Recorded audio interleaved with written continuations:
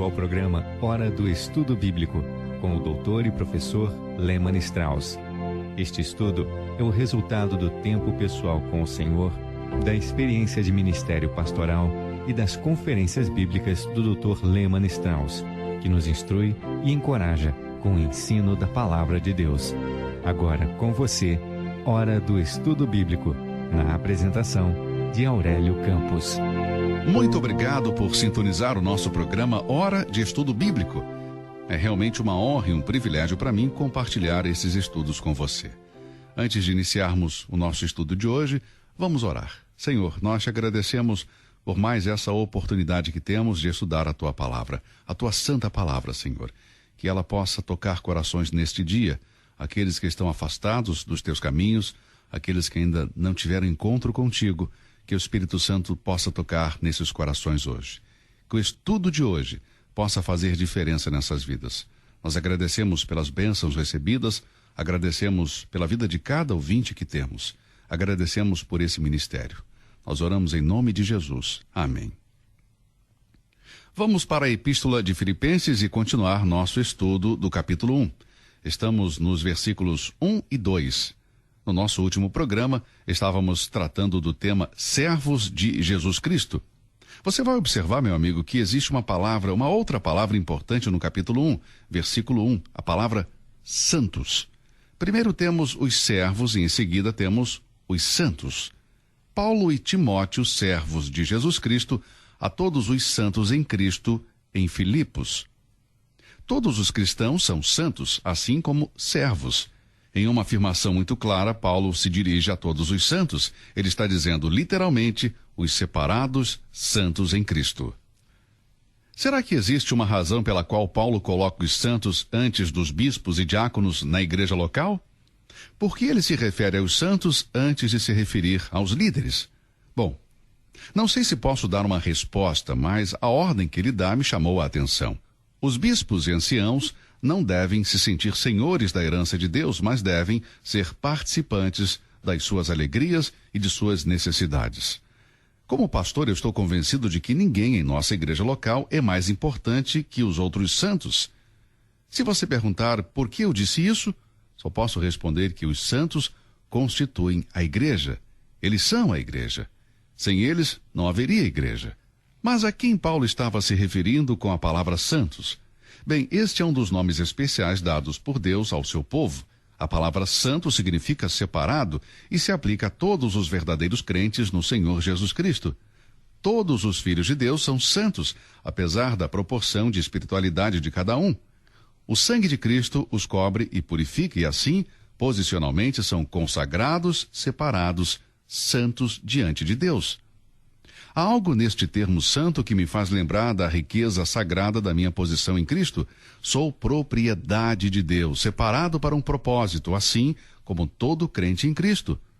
A expressão todos os santos aqui não exclui nenhum crente em Cristo e por isso não faz distinção entre classes de cristãos. Paulo não os chama de santos porque eram pessoas perfeitas, pelo contrário. Havia pelo menos uma imperfeição nesta igreja, e Paulo tratou disso no capítulo 4, versículo 2, dizendo, rogo a Evódia e rogo a Sintique, que sintam o mesmo no Senhor. Havia alguns cristãos na igreja de Filipos que não se davam bem, mas Paulo não estava se referindo a pessoas perfeitas, sem pecado. Não. Um santo pertence a Deus, mas não é perfeito. Existem muitas coisas na vida dos santos que podem melhorar. A perfeita santidade é o objetivo final de Cristo para com todos os seus, mas isso só irá acontecer quando Cristo voltar, pois ainda não é manifestado o que havemos de ser, mas sabemos que quando Ele se manifestar, seremos semelhantes a Ele, porque assim como é, o veremos. 1 João 3:2. Até que Ele venha, nenhum de nós será perfeito em santidade nesta vida. Nenhum cristão jamais alcançou esse estado de perfeição. A natureza adâmica não foi completamente erradicada do Filho de Deus nesta vida. Muitos santos não são santos em certas situações. Um dia nós seremos transformados, renovados e seremos como o Senhor Jesus Cristo, mas aqui, muitas vezes, somos diferentes da posição que temos. O comportamento de alguns crentes que conheço não é nada daquilo que se espera de um filho de Deus. E devo dizer que durante meus 50 anos de experiência cristã, muitas vezes, o meu comportamento também não foi o de um filho de Deus. Mas isso não muda o fato de que eu sou santo. Você percebe?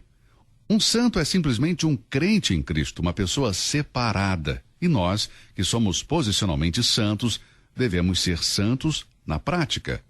O fato de que temos a posição de santos não significa que seremos, como consequência. Tanto a nossa posição como a nossa vida prática aparecem na Epístola aos Efésios.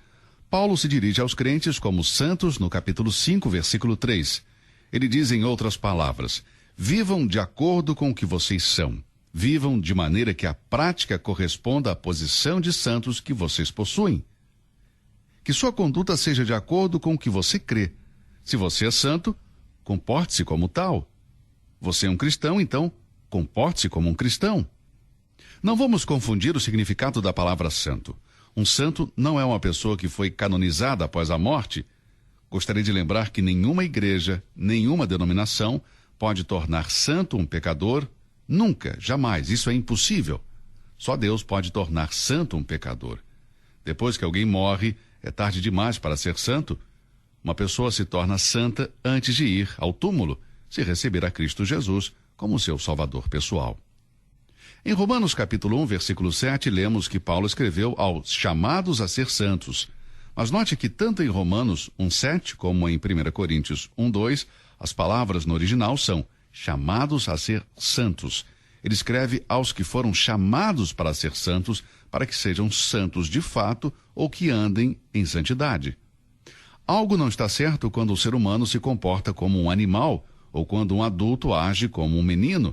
Da mesma forma, algo não está certo se um santo se comporta como um ímpio. Então a palavra santo tem a ver, por um lado, com a nossa posição diante de Deus e, por outro lado, com o nosso comportamento. Irmãos, nosso Deus é um Deus santo, santo, santo, 3 vezes santo. Nosso Salvador é chamado de santo, o Espírito é chamado de santo, a Bíblia é chamada de sagrada, Santa Escritura. Os crentes são chamados de santos. Temos um sacerdócio santo e um santo chamado. Ele nos apresentará santos e irrepreensíveis diante dele. Depois, no lar eterno, teremos o que João chama em Apocalipse 21:2 de a cidade santa. Como tudo relacionado ao nosso chamado é santo, então, espera-se que nós também o sejamos. Havendo, pois, de perecer todas estas coisas, que pessoas os convém serem santo trato e piedade, aguardando e apressando-vos para a vinda do dia de Deus, em que os céus em fogo se desfarão e os elementos ardendo se fundirão. 2 Pedro 3, 11 e 12. Veja mais uma vez em Filipenses 1:2 que os bispos e diáconos são colocados ao lado dos santos. Precisamos de diáconos em nossas igrejas locais, pessoas dedicadas ao serviço aos crentes, e precisamos de pessoas com a responsabilidade de supervisionar o rebanho. Estevão e Filipe são exemplos de diáconos da igreja primitiva que, além de cuidar dos doentes e pobres, ministravam a palavra. Não encontro nada no Novo Testamento que mostre que há uma superioridade clerical ou eclesiástica do assim chamado bispo. Paulo e Barnabé eram anciãos da igreja, de acordo com Atos 14:23. As palavras bispo e ancião se intercalam no Novo Testamento. Estas palavras se referem à mesma posição. Quando Paulo reuniu os anciãos da igreja de Éfeso, ele disse: olhai, pois, por vós e por todo o rebanho sobre que o Espírito Santo vos constituiu bispos, para apacentardes a igreja de Deus, que ele resgatou com o seu próprio sangue. Atos 20:28. Depois, Pedro usa a palavra ancião ou presbítero. Aos presbíteros que estão entre vós, admoesto eu, que sou também presbítero com eles, e testemunha das aflições de Cristo, e participante da glória que se há de revelar. Apacentai o rebanho de Deus, que está entre vós. 1 Pedro 5, 1 e 2. A igreja local deve reconhecer tanto as suas obrigações sociais como espirituais, e é aqui que os cargos de bispo e diácono entram em cena. Esses homens deveriam cuidar do rebanho da sua igreja. Os bispos e presbíteros eram responsáveis pelas necessidades espirituais da congregação e os diáconos cuidavam das necessidades materiais e sociais. Como precisamos hoje que Deus levante homens nas igrejas que atendam às necessidades do povo. Muitas vezes encontramos homens que têm uma posição na igreja local e pensam que são donos da igreja.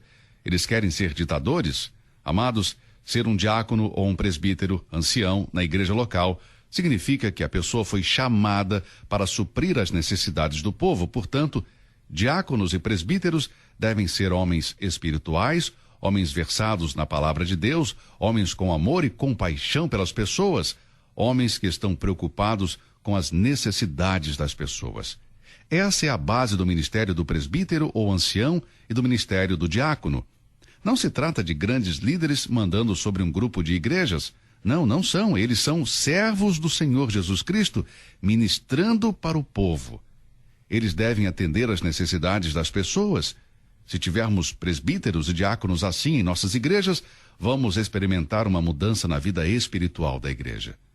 Então nós temos os servos e os santos no versículo 1. No versículo 2 de Filipenses, capítulo 1, encontramos a saudação. Graça e paz da parte de Deus, nosso Pai, e do Senhor Jesus Cristo. Aqui nós temos duas bênçãos espirituais que Paulo destaca para os seus leitores. Graça e paz. É o desejo do apóstolo para o bem espiritual dos santos, que eles conheçam mais e mais essa graça divina. Graça era uma saudação comum para os gregos e paz era uma maneira muito comum usada pelos judeus para se cumprimentar. Paulo combina as duas saudações, graça e paz, mostrando que não há nenhuma diferença entre judeus e gentios em Cristo Jesus. Graça seria a saudação comum dos gentios e paz as dos judeus, mas Paulo as coloca juntas. Veja, as saudações ocidentais e orientais combinadas sugerem que a unidade que existe entre os verdadeiros crentes em Cristo transcende qualquer nacionalidade. Hoje em dia, alguns judeus crentes se cumprimentam com a saudação hebraica, shalom. Bem, eu aprecio isso porque eu sou um judeu convertido, mas eu nunca me apeguei às minhas raízes. Eu sou um cristão e ponto. Eu não sou um judeu cristão, eu sou um cristão. A parede divisória foi derrubada. Eu não sou diferente de um crente gentil e não sou melhor que um crente gentil. Quanto à palavra graça, os gregos a usavam quando alguém estava fazendo um favor para outra pessoa, generosamente, de coração, sem esperar recompensa ou algo em troca. Esse é o significado da palavra graça, um presente. O uso desta palavra no Novo Testamento dá ênfase ao favor de Deus para conosco quando Cristo morreu na cruz do Calvário, em nosso lugar, para nos salvar dos nossos pecados, quando Deus desceu do seu trono soberano para tomar sobre si a dor e a pena do pecado humano. No caso dos gregos, o favor era feito a um amigo, nunca a um inimigo. Mas no caso de Deus, o favor foi feito a um amargo inimigo que o odiava. Mas Deus prova o seu amor para conosco em que Cristo morreu por nós, sendo nós ainda pecadores. Deus não nos amou e mandou Cristo morrer por nós quando éramos bons, porque não éramos. Não há ninguém que faça o bem, nenhum sequer. Todas as nossas justiças são como trapo de imundícia aos olhos de Deus. Então, essa saudação graça é uma saudação muito importante. No momento em que um pecador é salvo pela graça de Deus, o pecador torna-se recipiente dessa graça e sua vida exterior deve mostrar, a partir deste momento, essa mesma graça aos outros. Este é o fruto do favor da graça. Você percebe? Eu somente posso agir com graça enquanto a minha fonte de graça não se esgota. A epístola aos Hebreus diz como e onde podemos receber a graça necessária. Vamos ler Hebreus 4,16. Cheguemos, pois, com confiança ao trono da graça, para que possamos alcançar misericórdia e achar graça, a fim de sermos ajudados em tempo oportuno. A graça é dada ao crente quando ele pede por ela a Deus em oração. Isso é o que Hebreus 4,16 diz. Cheguemos, pois, com confiança ao trono da graça, para que possamos alcançar misericórdia e achar graça, a fim de sermos ajudados em tempo oportuno. Em Atos capítulo 4, versículos 31 e 33, lemos sobre os apóstolos que, depois que oraram, grande graça estava sobre todos eles. Você gostaria de ser um crente repleto de graça? Você gostaria de transmitir a bondade de Deus para os outros? Bem, você pode fazê-lo se você gastar bastante tempo em oração. Que a graça de Deus possa fluir através de você, porque o mundo necessita dessa graça. Nenhum cristão deve carecer dessa porção da graça, pois sendo justificados pela fé no sangue de Cristo, também temos entrada pela fé a esta graça. Romanos 5:2. Como precisamos desta medida de graça. Necessitamos dela em nossas conversas, em cada palavra que pronunciamos. Por isso somos exortados em Colossenses 4:6, a vossa palavra seja sempre agradável, temperada com sal, para que saibais como vos convém responder a cada um. Precisamos da graça para realizar a obra cristã. Lemos em Hebreus 12:28, por isso, tendo recebido um reino que não pode ser abalado, retenhamos a graça pela qual sirvamos a Deus agradavelmente, com reverência e piedade. E depois, não vos deixeis levar em redor por doutrinas várias e estranhas, porque bom é que o coração se fortifique com graça. Hebreus 13:9. O crente que não tem graça suficiente mostrará fraqueza em seus reflexos espirituais. Ele vai dizer palavras erradas de um modo errado e não vai ser uma bênção para os outros. Ele não vai encontrar sucesso no relacionamento com os outros. Como essa condição é trágica para um filho de Deus. Muito mais porque todos nós somos herdeiros da graça da vida, 1 Pedro 3:7. Nós temos como Pai Celestial aquele que é chamado de o Deus de toda a graça, em 1 Pedro 5:10. Paulo disse, e Deus é poderoso para fazer abundar em vós toda a graça, a fim de que, tendo sempre em tudo, toda a suficiência abundeis em toda boa obra. 2 Coríntios 9:8. Pedro diz, crescei na graça. 2 Pedro 3:18. Amigos, se não estamos crescendo na graça e no conhecimento de Cristo Jesus, é porque ignoramos o caminho que nos conduz aos depósitos da superabundante graça de Deus, ou seja, o trono da graça.